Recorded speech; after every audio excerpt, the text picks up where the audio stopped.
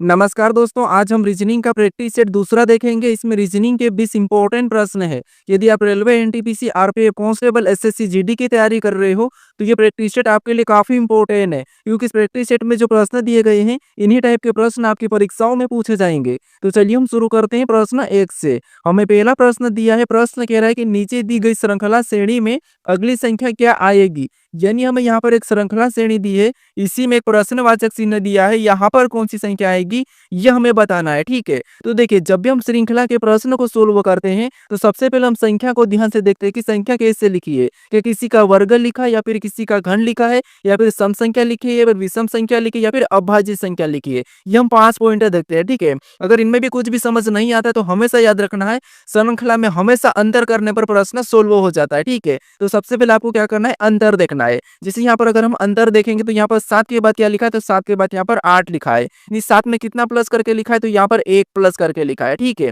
फिर हम आगे देखेंगे तो यहाँ पर 8 के बाद कितना लिखा है, 16 लिखा है। यानी 8 में कितना प्लस करा है, तो 8 में यहाँ पर प्लस करा है 8। ठीक है, कितना प्लस करा है, 8।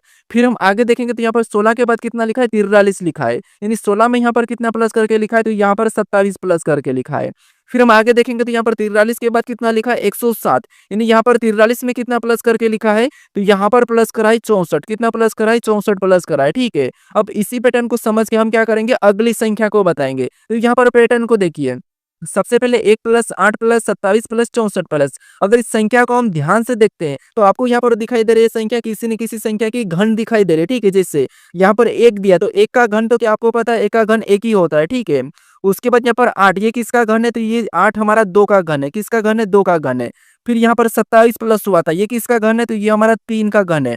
फिर यहाँ पर 64 प्लस हुआ है। ठीक है, अब 64 किसका घन है, तो ये हमारा 4 का घन है। ठीक है, अब यहाँ पर अगली संख्या क्या प्लस होगी, तो यहाँ पर भी किसी संख्या का घन होगा। कैसे देखिए, जैसे 1 के बाद 2 का घन, फिर 3 का घन, फिर 4 का घन, तो अगला यहाँ पर क्या हो जाएगा, 5 का घन हो जाएगा। ठीक है, क्या हो जाएगा, 5 का घन। अब 5 का घन कितना होता है, तो 5 का घन होता है 125। 125 यहाँ पर प्लस होगा, तो 107 में 125 को जोड़ेंगे तो यहाँ पर क्या हो जाएंगे, 232। कितने हो जाएंगे, 232। ऑप्शन में देखिए कहाँ पर है, तो ऑप्शन नंबर हमें यहाँ पर सी में दिया है, तो ऑप्शन नंबर सी हमारा यहाँ पर सही जवाब होगा। ठीक है, तो श्रृंखला में हमेशा याद रखना, पहले से सबसे पहले अंतर देखिए प्रश्न को सोल्व करना है। ठीक है, अब चलिए हम बढ़ते हैं प्रश्न 2 पे।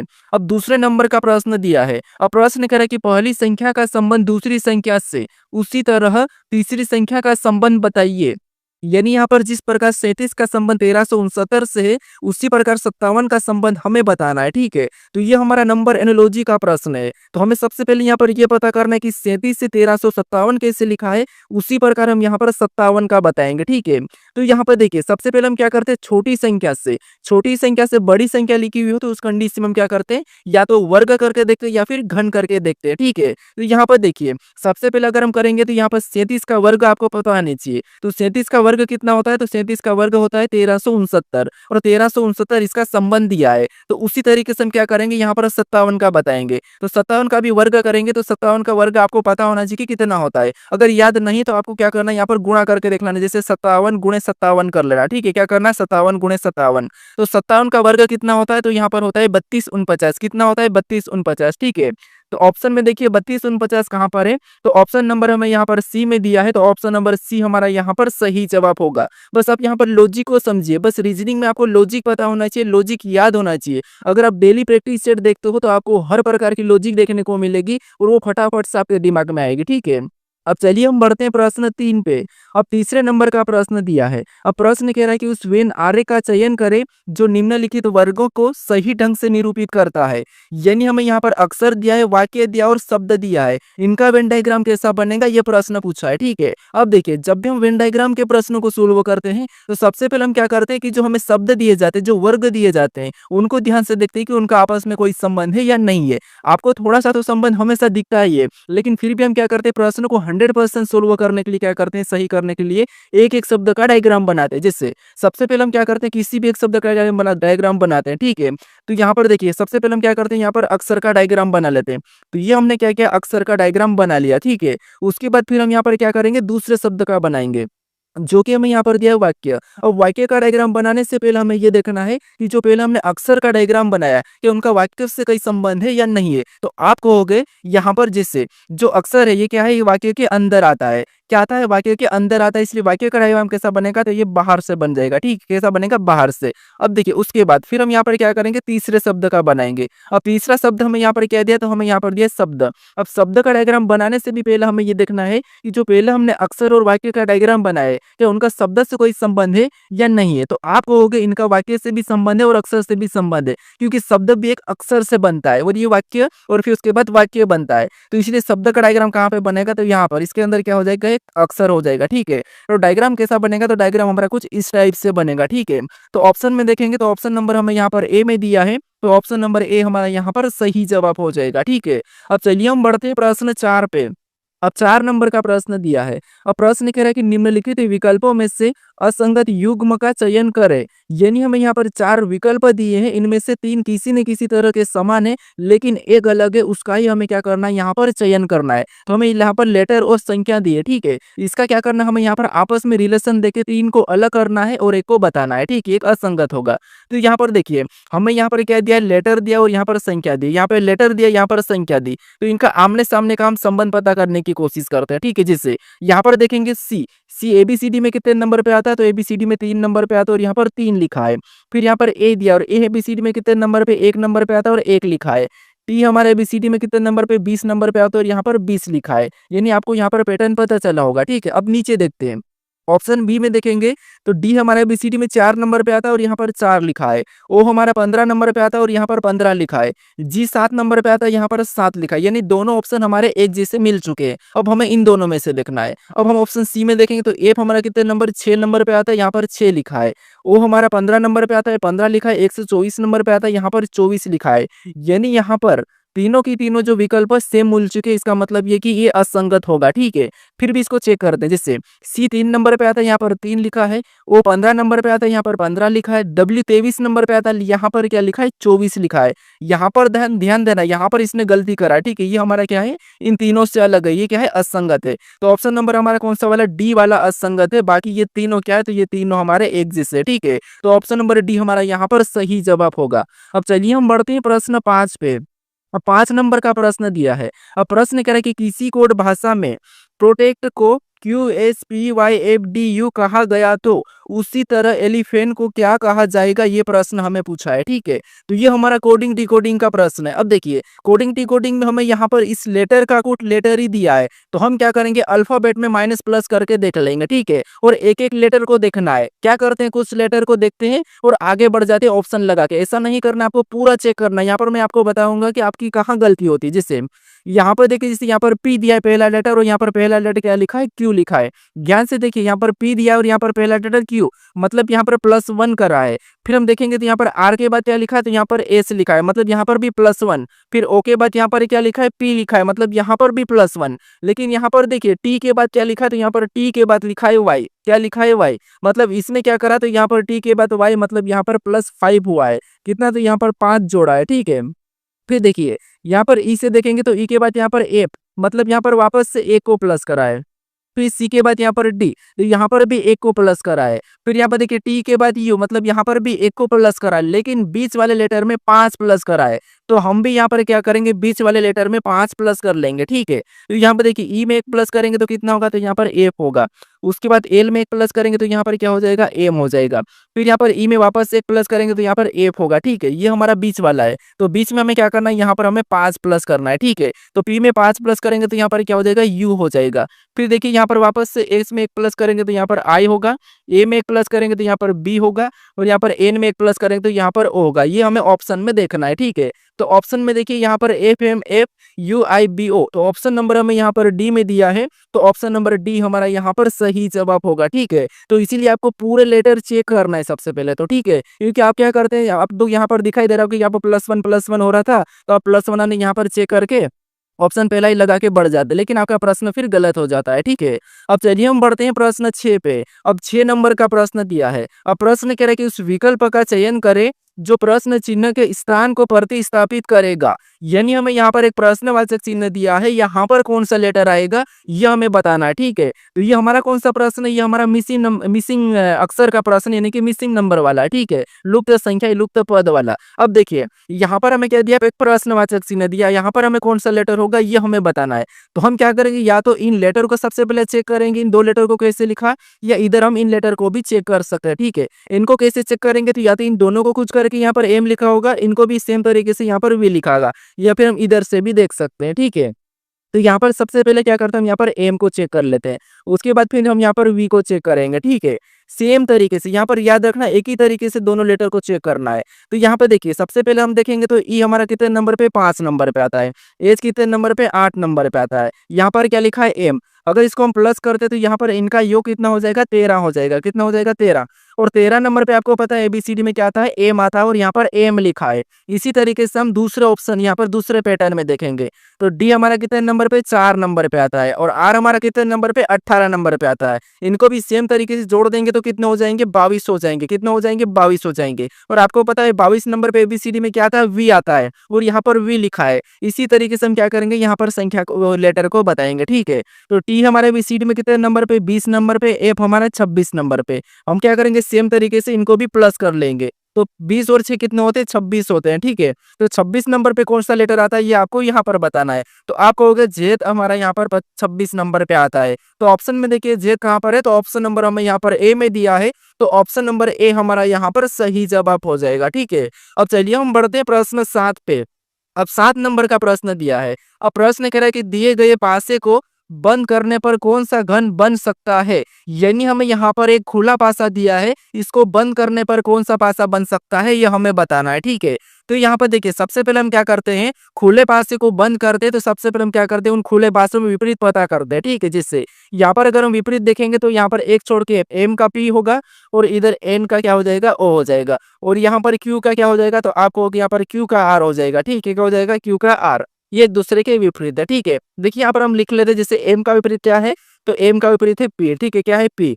उसके बाद आर का विपरीत क्या है, तो आर का विपरीत है क्यू। उसके बाद यहाँ पर एन का विपरीत क्या है, तो एन का विपरीत है ओ, ठीक है। ये एक दूसरे के विपरीत है। अब आपको ये पता होगा कि विपरीत कभी भी एक साथ नहीं दिखाई देते, ठीक है। या तो आपको यहाँ पर क्या दिखाई देगा, या तो आपको एम दिखाई देगा तो पी नहीं दिखाई देगा, अगर पी दिखाई देगा तो एम नहीं दिखाई देगा, अगर आपको आर दिखाई देगा तो क्यू नहीं दिखाई देगा, और क्यू दिखाई देगा तो आर नहीं दिखाई देगा, ठीक है। और एन दिखाई देगा तो ओ नहीं, और ओ दिखाई देगा तो एन नहीं। अब ऑप्शन में देखते हैं। ऑप्शन में देखिए यहाँ पर हमें क्यू दिखाई दे रहा है, और क्यू का विपरीत क्या है, आर है, मतलब ये दोनों एक साथ दिखाई दे रहे हैं, ठीक है। मतलब इससे हम नहीं बना सकते, ये घन नहीं बनेगा। ऑप्शन बी में देखेंगे, यहाँ पर क्यू दिखाई दे रहा, आर नहीं दिखाई दे रहा, ठीक है। एन दिखाई दे रहा, ओ नहीं दिखाई दे रहा, पी दिखाई दे रहा, एम नहीं दिखाई दे रहा, मतलब ये हम बना सकते हैं। ऑप्शन सी को भी चेक कर लेते हैं। यहाँ पर देखिए एम दिखाई दे रहा और एम का पी दिखाई दे रहा, मतलब ये दोनों के दोनों एक साथ नहीं दिखाई दे सकता, मतलब ये भी नहीं बन सकता। फिर यहाँ पर एम दिखाई दे रहा और आर, उसके बाद देखिए एम दिखाई दे रहा तो पी नहीं दिखाई दे, लेकिन क्यू और आर ये भी दोनों एक साथ दिखाई दे रहे हैं, क्योंकि ये तो आपस में विपरीत है, और विपरीत फलक एक साथ नहीं दिखाई देती है। तो इसीलिए ऑप्शन नंबर डी भी नहीं होगा, और केवल हमारा ऑप्शन नंबर कौन सा वाला, ऑप्शन नंबर हमारे यहाँ पर बी वाला सही जवाब हो जाएगा, ठीक है। अब चलिए हम बढ़ते हैं प्रश्न 8 पे। अब 8 नंबर का प्रश्न दिया है। अब प्रश्न करे कि दिए गए संयोजन के सही दर्पण प्रतिबिंब का चयन करें। यानी हमें यहाँ पर कुछ लेटर दिए हैं, ठीक है। इनका दर्पण प्रतिबिंब कैसा बनेगा ये हमें बताना। तो यहाँ पर हमें दिया है कि यहाँ पर एम एन रेखा, ठीक है। एम एन रेखा मतलब इधर इसका कैसा बनेगा ये हमें बताना। तो यहाँ पर देखिए सबसे पहले तो आपको पता है किसका बनेगा, तो यहाँ पर एन का बनेगा। कैसा बनेगा, एन का बनेगा। तो एन कैसा बनेगा, कुछ इस टाइप से बनेगा। कैसा, इस टाइप से। ऑप्शन में देखेंगे तो सभी में है। यहाँ पर हमें बस गलती निकालना। देखिए ओ भी ठीक है, उसके बाद यहाँ पर आई भी सभी में ठीक ही है, कैट सभी में ठीक है। अब आपको यहाँ पर ये कौन सा लिखा दिख रहा होगा, तो यहाँ पर आपको स्मॉल ए दिखाई दे रहा है, तो ऑप्शन ए तो हटेगा, ठीक है। अब हम लास्ट में भी देख लेते, तो लास्ट में आपके पास आपको पता है ए किधर हो जाएगा, तो ये तो सीधा ही ए उल्टा हो जाएगा। तो ये भी हमने गलती निकाल के ऑप्शन ए को हटा दिया। हमारे पास दो ऑप्शन बचे। अब लास्ट में भी ओ छोटा वाला नहीं है, कैपिटल नहीं, मतलब कैपिटल है, स्मॉल नहीं है, लेकिन यहाँ पर कैपिटल है, तो ये भी हटेगा। तो इसकी छाया कैसी बनेगी, इसका दर्पण प्रतिबिंब कैसा बनेगा, तो ऑप्शन नंबर सी की तरह बनेगा, ठीक है। बस आपको गलतियां निकालना है और प्रश्न को सोल्व करके आगे बढ़ना है। अगर आप प्रैक्टिस से डेली अटेम्प्ट करते हो तो उससे आपको क्या होता है, भले आपको रीजनिंग तो आती हो, लेकिन आपको स्पीड मतलब स्पीड आपको आती है, ठीक है। यानी कि आपको स्पीड बढ़ाना, फिर पता चलता है कि कैसे स्पीड बढ़ाना, स्पीड से कैसे प्रश्न को सोल्व करते हैं, ये आपको पता चलता है, ठीक है। अब चलिए हम बढ़ते हैं प्रश्न 9 पे।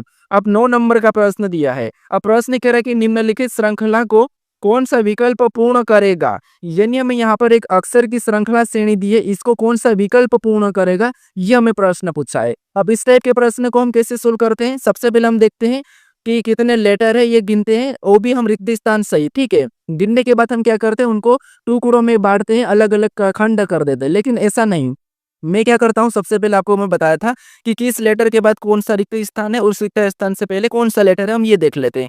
तो यहाँ पर हमें क्या दिखाई दे रहा है, रिक्त स्थान एन से पहले दिखाई दे रहा है। और यहाँ पर एन से पहले क्या लिखा है, एम लिखा है। यहाँ पर भी एन से पहले एम लिखा है। तो उसका मतलब ये है कि यहाँ पर पहला हम क्या भर लेंगे, तो एम भर लेंगे, ठीक है।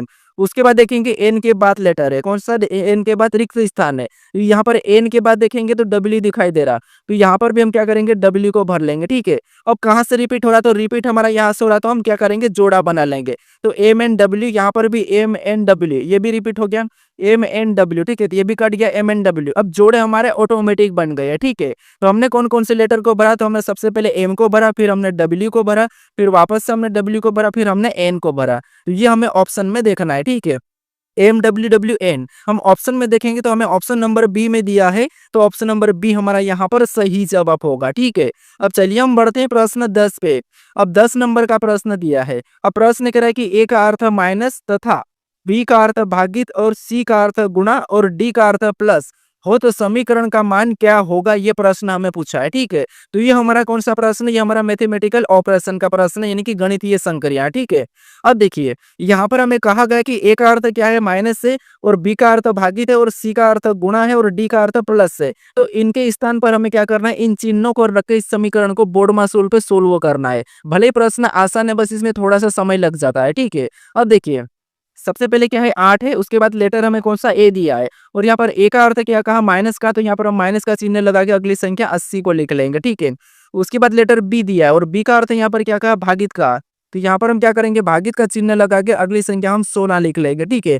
फिर हमें यहाँ पर सी कहा, और सी का अर्थ यहाँ पर क्या कहा, गुणा का, तो यहाँ पर हम गुणे का चिन्ह लगा के अगली संख्या 90 को वैसा ही लिख लेंगे, ठीक है। फिर हमें यहाँ पर कौन सा लेटर दिया, डी, और डी का अर्थ यहाँ पर क्या कहा, प्लस का, तो यहाँ पर हम प्लस का चिन्ह लगा के अगली संख्या 21 को लिख लेंगे, ठीक है। अब हम बोर्ड मास रूल पे इसको सोल्व कर लेंगे। तो सबसे पहले हम भाग देते हैं, तो यहाँ पर देखिए 8, ये 8 और माइनस तो ऐसा ही रहेगा। इसमें भाग देंगे तो 16 पंजे कितने होते हैं, 80, मतलब ये 5 बार में गया। और गुणे 90 को हम क्या करेंगे, वैसा ही उतार लेंगे, ठीक है। और प्लस 21 को भी वैसा ही उतार लेते हैं, हम स्टेप बाय स्टेप कर रहे हैं। अब देखिए उसके बाद आप वापस हम क्या करेंगे, गुणा करेंगे, तो यहाँ पर ये तो माइनस वाला ऐसा ही रहेगा। अब 9 पंचे 45, यानी यहाँ पर गुणा करने पर कितना हुआ, 450, और प्लस 21 का भी वैसा ही उतर जाएगा, ठीक है। अब देखिए या तो हम माइनस कर सकते हैं या प्लस कर सकते हैं। तो ये देखिए 8 माइनस करेंगे 450 में से यहाँ पर कितने बचेंगे, 442, और चिन्ह कौन सा होगा, तो माइनस का ही होगा, ठीक है, क्योंकि बड़ी संख्या माइनस की है। तो कितने होंगे, 442। उसके बाद अब हम क्या करेंगे, प्लस यहाँ पर 21 वैसे ही उतार लेंगे। अब माइनस प्लस वापस से और माइनस ही होगा, तो 2 में से 1 जाएगा तो 1 ही होगा। उसके बाद 4 में से 2 जाएंगे तो 2 होगा, और 4 में 4 का 4 ही होगा, यानी यहाँ पर क्या है, हमारा बराबर का 421 आया, क्या है, 421, ठीक है। तो ये हमें ऑप्शन में चेक करना है। तो 421 ऑप्शन में देखेंगे तो ऑप्शन नंबर हमें यहाँ पर ए में दिया है, तो ऑप्शन नंबर ए हमारा यहाँ पर सही जवाब होगा। लेकिन यहाँ पर एक चीज याद रखना, सॉरी, यहाँ पर बड़ी संख्या हमारी माइनस की थी, ठीक है। तो यहाँ पर क्या होगा, -421 होगा, तो ऑप्शन नंबर हमारा ए वाला नहीं बल्कि डी वाला होगा। -421 हमारा यहाँ पर क्या होगा, सही जवाब होगा, ठीक है। कौन सा होगा, ऑप्शन नंबर हमारे यहाँ पर डी वाला। अब चलिए हम बढ़ते हैं प्रश्न 11 पे। अब 11 नंबर का प्रश्न दिया है। अब प्रश्न यहाँ पर क्या करने कह रहा है कि धीरज संतोष का एक लौता पुत्र है और संतोष मेरी माँ की एक लौती पुत्री है। मेरी माँ का धीरज से क्या संबंध है, ये प्रश्न हमें पूछा है, ठीक है। तो ये हमारा रक्त संबंध का प्रश्न है, ब्लड रिलेशन का प्रश्न है। अब देखिए जब भी हम ब्लड रिलेशन के प्रश्न को सोल्व करते हैं तो क्या करते हैं, प्रश्न को थोड़ा थोड़ा पढ़ के सोल्व करते हैं, ठीक है। जिससे यहाँ पर देखिए सबसे पहले हमें क्या करा कि धीरज संतोष का एक लौता पुत्र है, मतलब धीरज का हम क्या करते हैं, डी ले लेते हैं, ठीक है। ये कौन है, धीरज है, और ये कौन है, पुत्र, और किसका है, तो ये एक लौता संतोष का पुत्र है, ठीक है। उसके बाद अब आगे प्रश्न करें कि और संतोष मेरी माँ की एक लौती पुत्री है। अब मान लो ये मैं हूँ, ठीक है? ये कौन हूँ? मैं हूँ और मेरी माँ कौन है? ये एम है, ठीक है? ये माँ है और मेरी माँ की एकलौती पुत्री कौन है? संतोष है। तो ये संतोष इसकी क्या है? एकलौती पुत्री है, ठीक है? ये मेरी माँ है। अब प्रश्न आगे पूछ रहा है कि मेरी माँ का धीरज से क्या संबंध है? यानी मेरी माँ कौन है? ये रही है, ठीक है? ये मेरी माँ है। इसका धीरज से क्या संबंध है? ये प्रश्न पूछा है। तो सी हमारा यहाँ पर लगा, यानी धीरज की मेरी माँ क्या लगेगी? तो आप कहोगे ये धीरज मतलब ये आप हो और आपकी कौन है? ये संतोष माँ है और आपकी माँ की माँ ये है। तो आपकी माँ की माँ आपकी क्या लगती है? तो आप कहोगे अपनी माँ की माँ अपनी लगती है नानी, तो यहाँ पर नानी हो गई, ठीक है? तो ऑप्शन में देखिए नानी कहाँ पर है? तो ऑप्शन नंबर हमें यहाँ पर सी में दिया है, तो ऑप्शन नंबर सी हमारा यहाँ पर सही जवाब हो जाएगा, ठीक है? आपको हमेशा खुद को लेके ब्लड रिलेशन के प्रश्नों को सोल्व करना है। अब चलिए हम बढ़ते हैं प्रश्न 12 पे। अब 12 नंबर का प्रश्न दिया है। अब प्रश्न यहाँ पर देखिए हमें कथन दिया है, 2 कथन दिया है, ठीक है? उसके बारे में यहाँ पर हमें 2 निष्कर्ष दिया है। तो सबसे पहले हमें यहाँ पर कथन को समझना है, फिर उसके बारे में निष्कर्ष क्या कह रहा है हमें ये देखना है। तो हमेशा आपको कथन की सुनना है, कथन को सत्य मानना है, ठीक है? तो यहाँ पर देखिए जैसे सबसे पहले कथन को देखेंगे तो पहला कथन हमें कह रहा है कि कुछ विद्यार्थी खिलाड़ी है, यानी कुछ विद्यार्थी क्या है? ये विद्यार्थी है, ठीक है? ये कुछ विद्यार्थी क्या है? खिलाड़ी है। तो यहाँ पर हम डायग्राम बना लेते हैं कि कुछ विद्यार्थी क्या है? खिलाड़ी है, ठीक है? यहाँ पर के मतलब खिलाड़ी और वी मतलब विद्यार्थी, ठीक है? उसके बाद अब दूसरा कथन हमें क्या कह रहा है? तो देखिए दूसरा कथन हमें कह रहा है कि यहाँ पर सभी खिलाड़ी क्या है? पुरुष है। सभी खिलाड़ी पुरुष है, तो यहाँ पर पुरुष का डायग्राम बाहर से बन जाएगा, ठीक है? अब सभी के सभी खिलाड़ी क्या है? पुरुष है, ठीक है? तो ये हमने पुरुष बना लिया। अब इसके बारे में कथन यानी कि निष्कर्ष क्या कह रहा है हमें ये देखना है। तो यहाँ पर देखिए निष्कर्ष से पहला कह रहा है कि सभी पुरुष खिलाड़ी है, कि यहाँ पर आपको सभी पुरुष खिलाड़ी दिखाई दे रहे हैं क्या? तो आप कहोगे इस डायग्राम में हमें सभी पुरुष खिलाड़ी नहीं दिखाई दे रहे, हमें तो यहाँ पर सभी खिलाड़ी पुरुष दिखाई दे रहे हैं। तो ये तो हमें गलत कह रहा है क्योंकि सभी खिलाड़ी पुरुष है लेकिन सभी पुरुष खिलाड़ी नहीं है, तो यहाँ पर हमें गलत कह रहा है, तो ये वाला पहला वाला निष्कर्ष गलत है। फिर हम दूसरे को देखते हैं। अब दूसरा क्या कहा कि कुछ पुरुष विद्यार्थी है, यहाँ पर आपको कुछ पुरुष विद्यार्थी दिखाई दे रहे हैं, तो आप कहोगे यहाँ पर हमें कुछ पुरुष विद्यार्थी दिखाई दे रहे हैं। इसका मतलब निष्कर्ष हमें दूसरा तो सही कह रहा है, ठीक है? क्या कह रहा है? सही कह रहा है। तो यहाँ पर हमारा निष्कर्ष दूसरा क्या करता है? अनुसरण करता है। ऑप्शन में देखेंगे तो ऑप्शन नंबर हमें यहाँ पर सी में दिया है, तो ऑप्शन नंबर सी हमारा यहाँ पर सही जवाब होगा। बस आसान है, आपको हमेशा कथन की सुनना है, निष्कर्षों को दुश्मन मानना है, ठीक है? मान लीजिए एग्जाम्पल है। अब चलिए हम बढ़ते हैं प्रश्न 13 पे।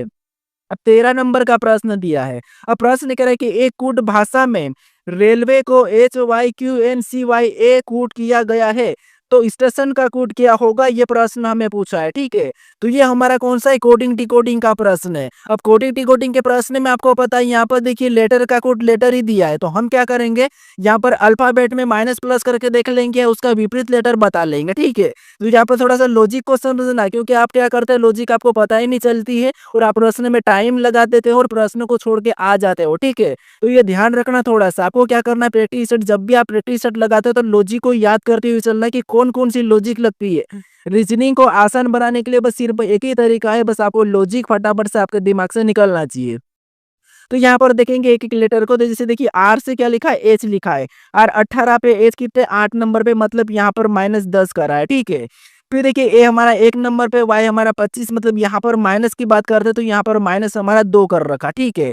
फिर हम देखेंगे यहाँ पर 9 आई मतलब 9 नंबर पे आता है और यहाँ पर क्यूब, तो इसमें क्या करा? प्लस करा 8, इसमें क्या करा? प्लस करा 8, मतलब ऐसा तो हमारा यहाँ पर बात नहीं बनेगी, ठीक है? तो यहाँ पर थोड़ा सा लॉजिक को समझिए। जैसे यहाँ पर क्या है? आर है और यहाँ पर क्या है? एच है। अगर हम यहाँ पर देखते हैं तो आर में अगर एक प्लस कर देंगे, ठीक है? तो क्या होगा? एस होगा और एस का विपरीत लेटर क्या होता है? तो आप कहोगे विपरीत लेटर तो होता है एच। क्या होता है? एच, और यहाँ पर एच लिखा है, ठीक है? यहाँ पर देखिए एच लिखा है। फिर हम यहाँ पर ए में भी एक प्लस करेंगे तो क्या होगा? तो बी होगा। क्या होगा? बी, और बी का विपरीत लेटर क्या होता है? तो बी का विपरीत लेटर होता है वाई, और यहाँ पर देखिए ए का भी यहाँ पर क्या लिखा है? वाई लिखा है।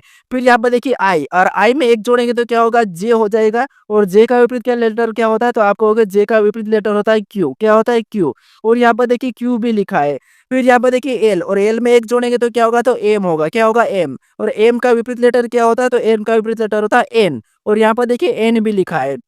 फिर देखिए यहाँ पर डब्ल्यू, डब्ल्यू में को जोड़ेंगे तो क्या होगा? एक्स, और एक्स का विपरीत लेटर क्या है? तो विपरीत लेटर है सी, और यहाँ पर देखिए सी लिखा है।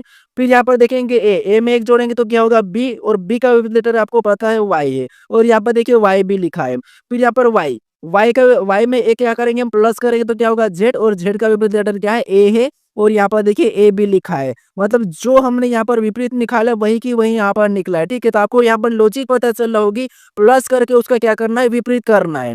तो यहाँ पर इसमें एक प्लस करेंगे तो क्या होगा, टी, और टी का विपरीत क्या होगा, यू होगा, ठीक है। क्या होगा, सॉरी, टी का विपरीत जी हो जाएगा, क्या हो जाएगा, जी। उसके बाद यहाँ पर देखिए टी और टी में एक जोड़ेंगे तो क्या होगा, यू, और यू का विपरीत थोड़ा सा देखिए, सबसे पहले क्या करेंगे, इसमें जोड़ेंगे। तो एस में एक जोड़ेंगे तो क्या होगा, टी होगा, और टी का विपरीत क्या होता है, तो टी का विपरीत होता है जी। उसके बाद यहाँ पर टी में एक जोड़ेंगे तो क्या होता है, यू हो जाएगा, और यू का विपरीत क्या होता है, तो एफ होता है, ठीक है।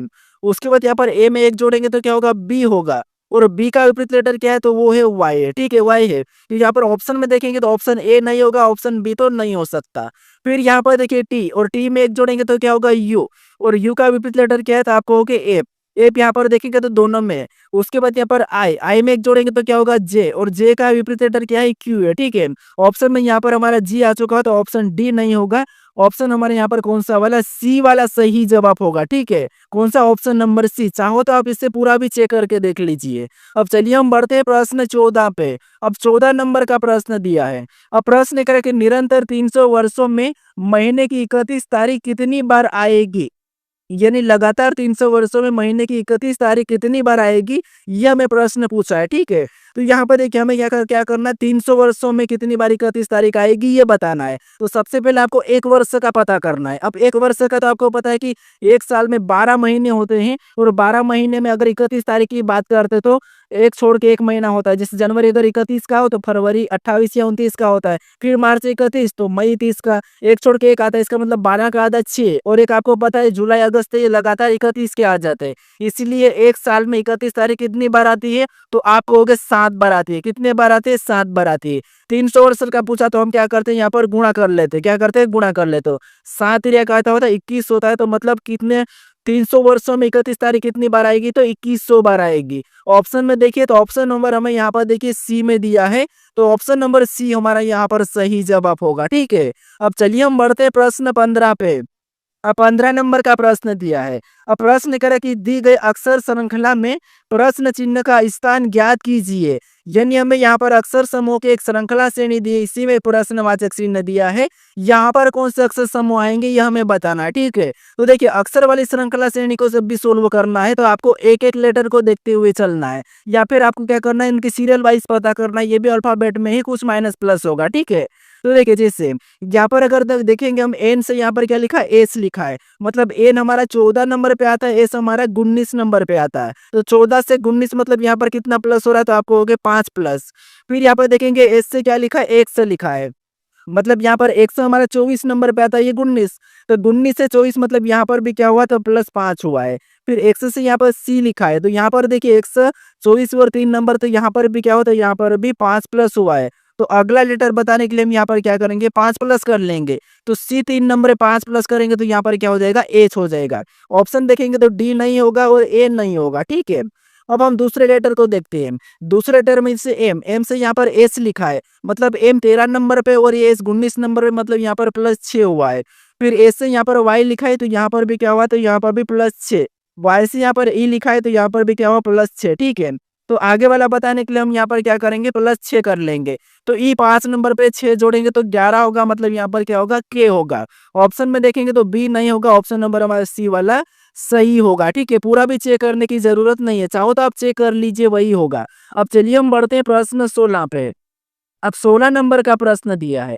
अब प्रश्न लिख रहा है कि एक दर्पण को देखने से पता चलता है कि है ना, लोग समय में 1:30 का समय है, तो बताओ कि सही समय क्या होगा। यानी हमें ये पूछ रहा है कि किसी घड़ी में 1:30 हो रहा है, ठीक है। उसको दर्पण में देखने पर उसका समय क्या दिखाएगी, यह प्रश्न पूछा है। अब आपको पता है हम सिंपल दर्पण में कभी भी समय को सिंपल दर्पण वाले प्रश्नों को ज्ञात करते तो क्या करते, उसको 11:60 में से घटा लेते हैं, ठीक है। क्या करते हैं, 11:60 में से घटा लेते हैं, 11:60 में घटाते हैं। इसको घटाएंगे जो टाइम दिया है, क्या दिया है, 1:30 दिए, इसको माइनस कर लेंगे, ठीक है। तो यहाँ पर क्या होगा, 30 हो जाएगा। यहाँ पर अनुपात का वैसा ही उतरो, 11 में से 1 जाएंगे तो क्या बचेगा, 10 बचेगा। जो हमारा यहाँ पर समय निकला यही हमारा क्या होगा, सही जवाब होगा। तो दर्पण में देखने पर क्या सही समय क्या होगा, इसका दर्पण में कितना था, 31, तो सही समय इसका होगा 10:30। ऑप्शन में देखेंगे तो ऑप्शन नंबर हमें यहाँ पर ए में दिया है, तो ऑप्शन नंबर ए हमारा यहाँ पर सही जवाब होगा, ठीक है। अब चलिए हम बढ़ते प्रश्न 17 पे। अब 17 नंबर का प्रश्न दिया है। अब प्रश्न करे कि दी गई आकृति श्रृंखला में प्रश्न चिन्ह के स्थान पर कौन सी विकल्प आकृति आएगी, यह हमें प्रश्न पूछा है। ये श्रृंखला हमारी आकृति वाली श्रृंखला है, ठीक है। अब देखिए, देखिए मैं आपको इतना फास्ट करा रहा हूँ, इसका मतलब ये नहीं कि आपको खुद को नहीं सोल्व करना है। आपको भी वीडियो को रोक लेना है और प्रश्न को सोल्व करते चलना है। अगर जिसका नहीं आया आंसर, आपको उसको क्या करना है, उसकी लॉजिक पता कर लेना कि इसमें ये लॉजिक लगती है, लॉजिक याद करते चलिए। या आप देखोगे तभी भी आपको लॉजिक आपके दिमाग में बैठ जाएगी, ठीक है। तो यहाँ पर देखिए, सबसे पहले हम क्या करेंगे, इस श्रृंखला को पूरा करने के लिए हम एक-एक आकृति को देखेंगे, ठीक है। जिससे यहाँ पर सबसे पहले क्या है, तो ये 3 निशान है, 3 एरो है। लेकिन अगली वाली आकृति में क्या हुआ, एक निशान गायब हो गए, यहाँ पर हमारे हैश वाले चिन्ह आ चुके हैं। फिर और आगे देखेंगे तो यहाँ पर एक लाइन और गायब हुई और यहाँ पर हैश और प्लस का चिन्ह आ चुका। तो अगले वाले में क्या होगा, तो ये वाली जो लाइन गायब हो जाएगी और हैश वाला चिन्ह तो यहाँ पे आ जाएगा, ठीक है। ये वाला भी हो जाएगा, प्लस का भी यही रहेगा और यहाँ पर कोई 2 नए चिन्ह आ जाएंगे। ऑप्शन में देखेंगे तो हैश और प्लस हमें केवल कहाँ पर सी में दिखाई दे रहे हैं। तो ऑप्शन नंबर हमारा यहाँ पर कौन सा वाला, अगले आकर के ऑप्शन सी वाले हो गए, ठीक है। तो ऑप्शन सी हमारा यहाँ पर सही जवाब होगा। अब चलिए हम बढ़ते प्रश्न 18 पे। अब 18 नंबर का प्रश्न दिया है। अब प्रश्न क्या है कि दिए गए कागज को रेखा अनुसार मोड़कर खोलने पर कैसा दिखाई देगा, ये प्रश्न हमें पूछा है, ठीक है। तो ये हमारा पेपर कटिंग फोल्डिंग का प्रश्न है। अब देखिए, यहाँ पर हम क्या करेंगे, सबसे पहले देखिए, सबसे पहले यहाँ पर हमें कहा कि इस वाले निशान पे मोड़ना है, ठीक है। तो इसको हम इस इधर साइड मोड़ेंगे तो यहाँ पर देखिए, ये जो गोल वाला ऐसा ही बनेगा, यहाँ पर ये वाले भी सेम ऐसे ही बन जाएंगे, ठीक है। कैसा बनेगा, तो ये जो यहाँ पर है वो सेम यहाँ पर भी बनेंगे, ठीक है। यहाँ पर और सेम अगर हम ये इस वाले निशान से घुमाएंगे तो इधर भी सेम क्या बनेगा, वैसा ही बनेगा और यहाँ पर भी सेम ऐसा ही बनेगा। ऑप्शन में देखेंगे तो हमें केवल डी में दिखाई दे रहा है। कहाँ पर दिखाई दे रहा है, ऑप्शन नंबर हमें यहाँ पर डी में दिखाई दे रहा है। तो ऑप्शन नंबर डी हमारा इस प्रश्न का सही जवाब होगा, ठीक है। अब चलिए हम बढ़ते प्रश्न 19 पे। अब 19 नंबर का प्रश्न दिया है। अब देखिए, प्रश्न करें कि दी गई संख्याओं को आरोही क्रम में लिखने पर तीसरी संख्या के बाद कौन सी संख्या होगी, यह हमें प्रश्न पूछा है, ठीक है। तो यहाँ पर हमें कुछ संख्या दिए, इसको हमें क्या करना है, आरोही क्रम में लिखना है। उसके बाद तीसरी संख्या के बाद कौन सी संख्या होगी, यह हमें बताना है, ठीक है। तो यहाँ पर अगर हम आरोही क्रम की बात करते हैं तो बढ़ते क्रम में, अवरोही मतलब घटते क्रम में। तो बढ़ते क्रम में आपको पता, तीसरी संख्या के बाद पूछा तो हम थोड़ी सी संख्या लिख लेते। इसमें सबसे पहले छोटी संख्या कौन सी है, तो आपको होगी 20 से। और 20 के बाद कौन सी है, तो आपको होगी 21 से। और 21 के बाद फिर आएगी तो अगली 37 आ गई, ठीक है। और 37 के बाद फिर अगली हमारी कौन सी आ गई, 46 आ गई। हमें क्या पूछा था, तीसरी संख्या के बाद, तो ये 1 2 3, तीसरी संख्या के बाद हमें यहाँ पर 46 दिखाई दे रही है। तो यही हमारा क्या होगा, सही जवाब होगा। तो ऑप्शन नंबर डी हमारा यहाँ पर सही जवाब हो जाएगा, ठीक है। हमें यहाँ पर तीसरी संख्या के बाद पूछा था। अब चलिए हम बढ़ते हैं प्रश्न 20 पे। अब 20 नंबर का प्रश्न दिया है। अब प्रश्न करे कि नीचे दी गई आकृति में त्रिभुज की संख्या ज्ञात करे, यानी इस आकृति में त्रिभुज की संख्या कितनी है, यह हमें बताना है, ठीक है। तो यहाँ पर देखिए, जैसे सबसे पहले अगर देखते हैं तो आपको ये वाला पता होगा कि इस वाले हिस्से में त्रिभुज की संख्या कितनी होती है, तो आपको रटा होगा 3 होते हैं। कितने होते हैं, 3 होते हैं। अगर इस वाले में 3 है तो इसमें भी कितने हो जाएंगे, तो आपको हो गई यहाँ पर भी 3 हो जाएंगे। कितने हो जाएंगे, यहाँ पर 3। उसके बाद फिर और देखेंगे तो एक ये हिस्सा में दिखाई दे रहा है उसी का, ठीक है। कौन सा वाला, ये वाला। तो यहाँ पर भी कितने होंगे, 3। और आपको एक और हिस्सा दिखाई दे रहा है ऊपर से, तो यहाँ पर भी कितने हो जाएंगे, तो आपको हो गए यहाँ पर भी 3 हो जाएंगे। और सेम और भी हिस्सा में दिख रहे हैं, तो अगर यहाँ से अगर हम इसको देखते हैं, ठीक है, इसको देखेंगे, यहाँ पर भी 3 हो जाएंगे। अगर हम और भी देखेंगे तो एक हिस्सा में यहाँ से दिखाई दे रहा है, ठीक है, कि ये इधर साइड से, तो यहाँ पर भी 3 हो गए। तो 3 3 3 3 यानी टोटल कितने हैं, तो यहाँ पर हमें 15 दिखाई दे रहा है, ठीक है। कितने दिखाई दे रहे हैं, तो आपको हो गए यहाँ पर हमें 15 दिखाई दे रहे हैं, ठीक है। तो 15 ऑप्शन में देखिए, तो ऑप्शन नंबर हमें डी में दिया है, तो ऑप्शन नंबर डी हमारा यहाँ पर सही जवाब होगा, ठीक है। अब चलिए हम बढ़ते हैं प्रश्न 21 पे। अब जो 21 नंबर का प्रश्न है, यहाँ पर प्रश्न करें कि नीचे दिए गए विकल्पों में से संबंधित शब्द को चुने, यानी जिस प्रकार बांग्लादेश का संबंध टका से है, उसी प्रकार जापान का संबंध किससे होगा, ये आपको बताना, ठीक है। तो इसका सही जवाब क्या है, ये मुझे कमेंट करके बताएं, ठीक है। अब चलिए हम मिलते हैं नेक्स्ट वीडियो में। अगर आप इससे पहले वाले वीडियो को नहीं देखे हो तो यहाँ पर क्लिक करके उससे पहले वाले वीडियो को देख लीजिएगा, ठीक है। तो चलिए अब मिलते हैं हम नेक्स्ट वीडियो में।